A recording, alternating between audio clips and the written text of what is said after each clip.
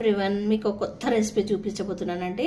ఇది పిల్లల కోసం అండి, ఎస్పెషల్లీ ఫర్ స్కూల్ గోయింగ్ చిల్డ్రన్కి. ఎప్పుడు అన్నం తినమంటే మారం చేస్తారు కదా, దానికి ఇది పొటాటో రైస్ అండి. వెరీ ఈజీ అండి, క్విక్ రెసిపీ. ఇది సన్నగా చాప్ చేసుకోవాలండి. చూడండి ఎంత సన్నగా చాప్ చేసుకోవాలంటే అంత సన్నగా చాప్ చేసుకోవాలి. చేసుకొని ఇట్లా ఏం వేయకూడదు, ఓన్లీ కారం, ఉప్పు, పసుపు, కొత్తిమీర, కరివేపాకు, ఆవాలు, జీలకర్ర అండి. ఇప్పుడు ఎట్లా చేస్తానో చూస్తాను చూడండి.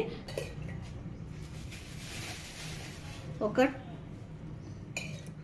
2 స్పూన్స్ ఆయిల్ వేసుకున్నామండి, చాలు. నెక్స్ట్ ఆవాలు, జీలకర్ర వేసుకున్నాము.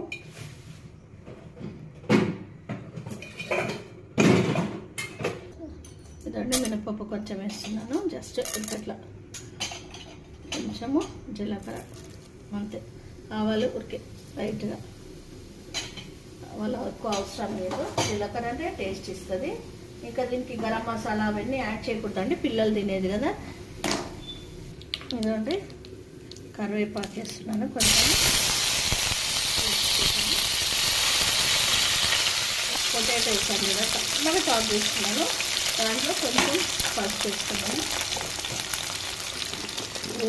తొందరగా అయిపోతుందండి. మీరు పిల్లలకు ఎప్పుడు అన్నం అంటే వాళ్ళు ఇష్టపడరు కదా, ఇలా చేసి పెడుతుంటాడు అప్పుడప్పుడు, బాగా తింటారు పిల్లలు. చూసుకుంటేనే వేగిపోతుంది చూడండి, మంచిగా చక్కగా. ఇట్లా కొంచెం ఉప్పు వేసుకున్నాము.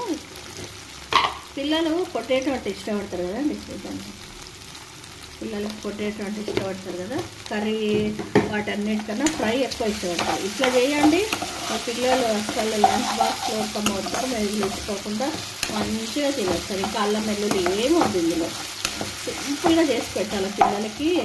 ఇప్పుడు నర్సరీ పిల్లలు, యూకేజీ ఫస్ట్ సెకండ్ పిల్లలు అన్నం తినకుండా మారం చేసుకుంటారు కదా.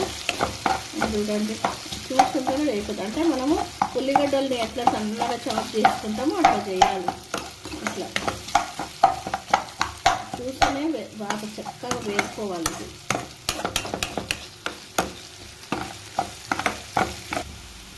చూడండి ఒక 2 నిమిషాల్లో అయిపోయింది. ఇప్పుడు పచ్చిమిరపకాయలు అవన్నీ వేసుకోవద్దండి, ఎందుకంటే పిల్లలు తినరు కదా. వాళ్ళు ఎంత కారం తింటారో దాన్ని బట్టి మనం వేసుకోవాలి. నేను కొంచెం వేసాను, కారం, ఉప్పు వేసినాను. అల్లం వెల్లుల్లి అవన్నీ ఏమొద్దండి, పిల్లలకి ఇట్లా చేసి పెట్టండి.